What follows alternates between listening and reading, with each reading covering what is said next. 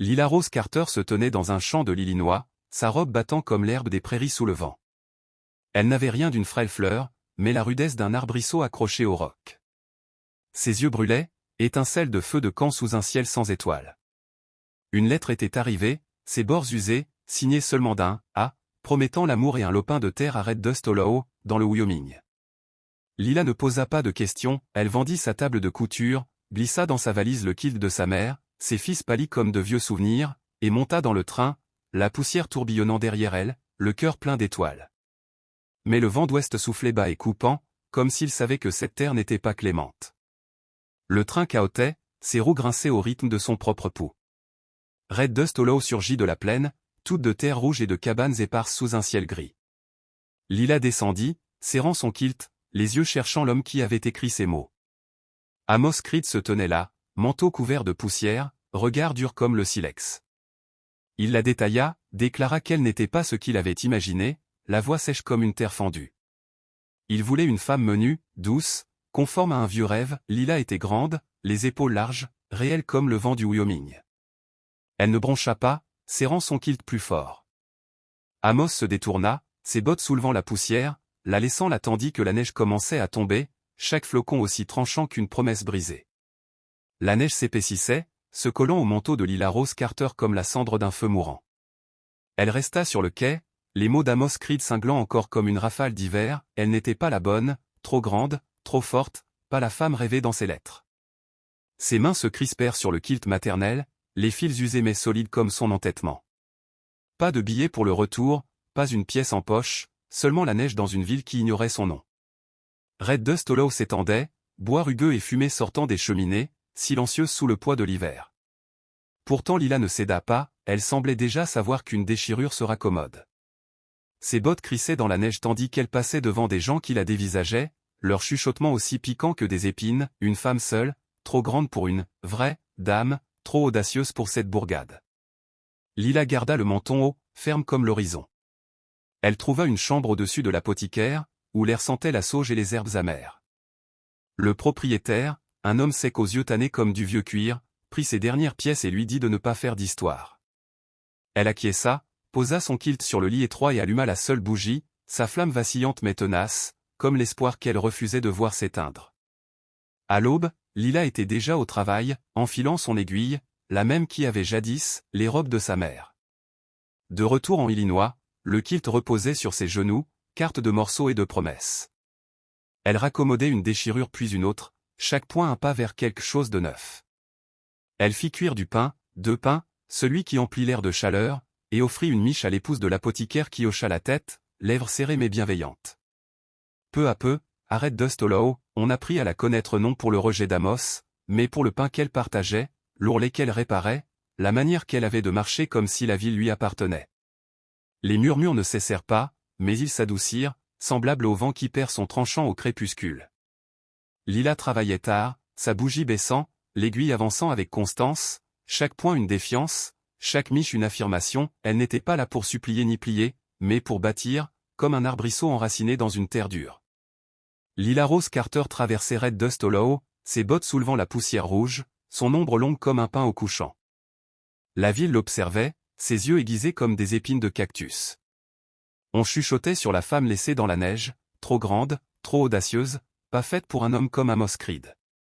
Elle entendait leurs mots, portés par le vent comme des feuilles sèches, mais continuait d'avancer, épaules droites, le kilt serré sous le bras. Le rejet n'était pas une chaîne, seulement de la poussière à secouer. Edith Van régnait sur les langues du bourg, veuve à la voix de tempête d'hiver. Dans le magasin général, son châle noir serré comme un nœud coulant, elle disait que Lila était un problème, une femme qui ignorait sa place. Ses paroles se répandaient aussi vite qu'un feu de broussailles. Lila ne répondit pas, elle cousait des tabliers pour le boulanger, reprisa des pantalons pour le forgeron, déposait du pain sur les seuils. Ses mains travaillaient, régulières comme un fleuve entaillant la pierre, prouvant qu'elle appartenait ici. Les murmures faiblirent, mais le regard d'Edith resta glacé, suivant Lila tel un faucon en cercle sur sa proie. Un matin, Lila entra dans le magasin, son panier lourd d'un kilt rapiécé et d'une miche de seigle. L'air sentait le cuir et l'huile de lampe, les étagères alignées conserve et rêve. Samuel Wade, le tenancier, se tenait derrière le comptoir, silencieux comme une ombre sur la prairie. Il aperçut le livre dans son panier, un recueil venu de l'Est, et lui en poussa un autre, neuf, enveloppé de papier brun, disant qu'il pourrait lui plaire, sa voix basse comme la terre après la pluie. Lila hocha la tête, ses doigts effleurant le papier, chaud comme une promesse. Elle ne sut pourquoi il l'avait fait, mais ses yeux n'avaient aucun jugement, seulement une étincelle, le choc du silex sur l'acier. Elle prit le livre, laissa une tranche de pain en retour et sortit, la clochette au-dessus de la porte tintant douce comme un ruisseau lointain. Edith Van vit tout, ses lèvres fines comme une lame, et dit à la ville que Sam était trop aimable, qu'il perdait son temps avec une femme comme Lila. Mais Lila continua d'avancer, la tête haute. Ses pas réguliers comme des sabots sur la plaine, elle n'était pas venue pour plier ni rompre. Elle était ce buisson de sauge enraciné profond, poussant là où d'autres n'osaient pas. Lila Rose Carter s'asseyait dans sa chambre au-dessus de l'apothicaire, l'aiguille perçant l'étoffe comme des étoiles qui trouent le ciel nocturne. Le kilt sur ses genoux grandissait, rapiécé d'éclats de sa nouvelle vie, un pan de tablier du boulanger, une bande de son vieux châle, un ruban que Sam Wade avait un jour trouvé élégant. Chaque point retenait un fragment de Red Dust Hollow, solide comme des racines dans une terre dure. Elle travaillait tard, la lumière de la bougie dansant tel un feu de camp, tandis que la ville dormait sous une couverture de givre. Sam Wade continuait de laisser des livres, toujours enveloppés de papier brun, posés en silence sur le comptoir du magasin. Il parlait peu, se contentait d'un signe de tête quand Lila entrait, ses yeux doux comme le crépuscule sur la prairie. Elle prenait le livre, laissait quelque chose en retour, une miche de seigle, un sachet de sauge séchée, une écharpe reprise. Leurs échanges étaient simples, jamais pressés, comme un ruisseau trouvant son chemin entre les pierres. Il ne demanda jamais la neige, ni Amos, ni pourquoi elle restait, elle ne dit rien, mais ses présents suffisaient, chacun cousu avec soin, comme des fils rapprochant de vie. Un soir, Lila apporta une tarte, sa croûte dorée comme une lune de moisson. Sam la prit, disant qu'elle sentait la cuisine de sa mère, disparue depuis longtemps lors d'une tempête d'hiver, sa voix se fissurant à peine, comme de la glace qui cède. Lila le vit alors, le poids qu'il portait, lourd comme un vent de prairie. Elle ne questionna pas, posa simplement la tarte, ses doigts frôlant les siens, tièdes comme une terre au soleil. Ils restèrent là, le magasin silencieux, seulement le craquement du plancher et le faible hurlement du vent dehors. Il lui dit qu'elle n'avait pas à continuer d'apporter des choses, mais ses yeux retenaient les siens, comme s'il espérait qu'elle le ferait. La ville remarqua, les chuchotements s'enroulant comme de la fumée, la voix d'Edith Van tranchait le plus, disant que Sam était insensé, empêtré avec une femme qu'un homme avait laissée. Lila entendit, sentit la piqûre, mais garda les mains occupées, le cœur ferme. Elle ajouta un autre carré à son kilt, un bleu découpé dans une vieille chemise de Sam, son aiguille avançant comme une promesse. Sam prit l'habitude de passer à l'apothicaire, laissant un livre ou un mot sur la météo, ses pas lents comme s'il apprenait la forme de son monde. Lila n'avait pas prévu la chaleur qui grandissait en elle, mais elle croissait, lente et sûre, comme la sauge qui s'empare de la terre nue. Sous le toit bas de l'apothicaire, elle s'asseyait, son kilt étendu sur les genoux comme une carte de journée chèrement gagnée.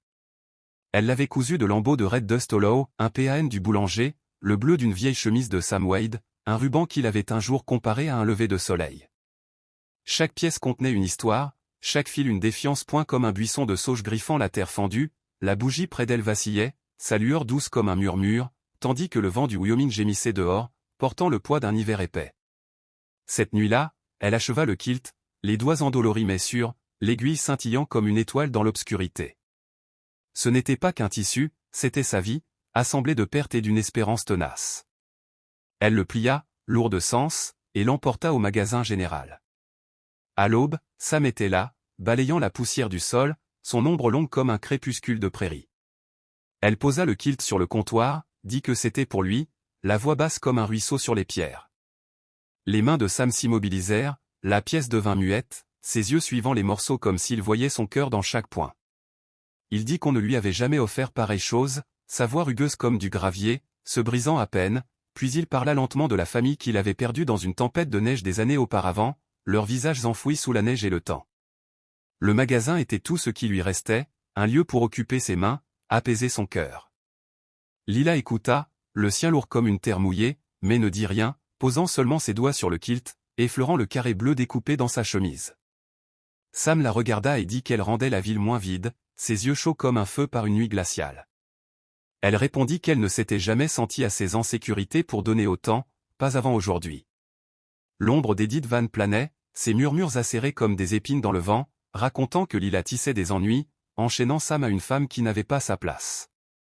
Mais Lila ne céda pas, elle remonta dans sa chambre, le kilt absent mais le cœur plein, comme un chant après la pluie. Sam suspendit le kilt derrière le comptoir, ses couleurs éclatant sur le bois patiné.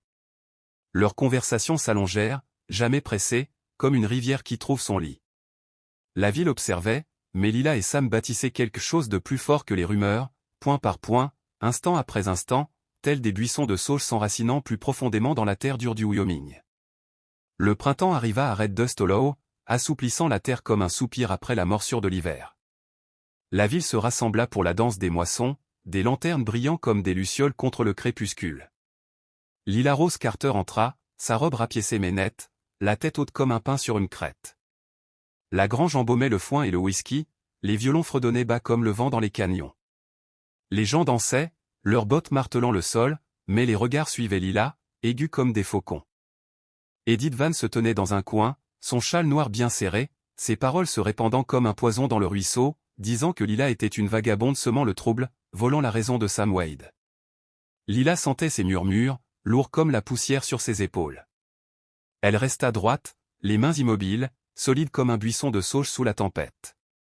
Elle servit du cidre, l'offrit à l'épouse du boulanger, adressa un sourire au fils du forgeron.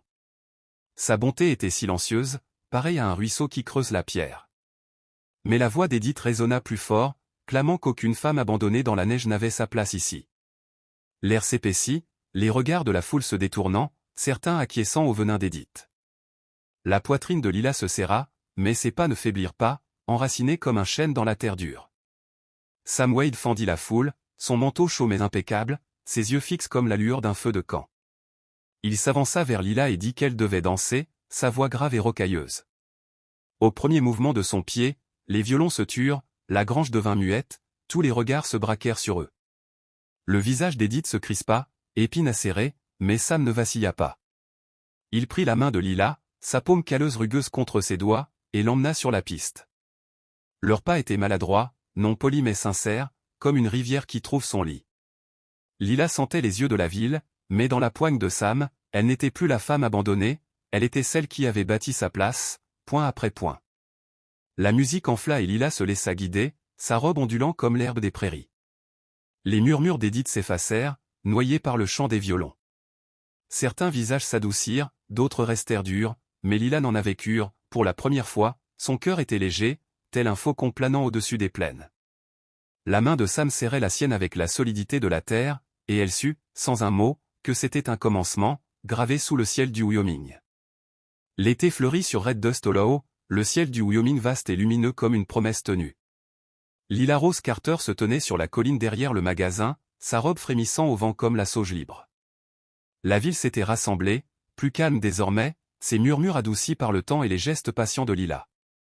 Elle avait cousu leur tablier, cuit leur pain, parcouru leur rue le menton haut, prouvant qu'elle n'était pas une errante mais une racine dans cette terre âpre. Samuel Wade se tenait à ses côtés, son manteau brossé, les yeux chauds comme un feu sous les étoiles. Ils allaient se marier ici, dans l'herbe haute, tandis que le vent chantait doucement. Le prédicateur parla simplement, des mots sobres comme la poussière qui retombe après la tempête. Dans les mains de Lila reposait un nouveau kilt, cousu de morceaux de sa propre histoire, le bleu d'une chemise de Sam, un PAN de son vieux châle, une bande d'étoffe du soir de la danse. Ce n'était pas un simple tissu, c'était sa vie, rassemblée de neige, de défis, de cadeaux silencieux et de regards partagés. Sam prit sa main, déclara qu'elle avait fait de cette ville un foyer, sa voix calme comme une rivière glissant sur la pierre. Lila le regarda et dit qu'elle s'était trouvée elle-même avant de le trouver lui, des mots doux mais assurés, comme une brise portant des graines vers une terre neuve. À l'orée de la foule, Edith Van se tenait, châle serré, le regard moins tranchant, tel un faucon trop las pour chasser. La ville avait reconnu la force de Lila, la loyauté de Sam, leur histoire avait changé l'air, frais comme une pluie après une longue sécheresse. Les villageois applaudirent, certains sourirent, leurs mains aussi usées que la terre qu'ils travaillaient. Lila ne trembla pas, elle avait affronté la neige, les rumeurs, le poids des promesses brisées, et bâti quelque chose de plus solide. Le kilt reposait sur leurs épaules, manteau de morceaux chauds comme le soleil sur la prairie. Quand le soleil s'inclina, peignant le ciel d'or, Lila et Sam restèrent seuls sur la colline. Le vent murmurait, doux comme un souvenir, portant son nom comme s'il appartenait à la terre. Elle pensa au train, à la lettre, à la neige qui avait tenté de l'ensevelir.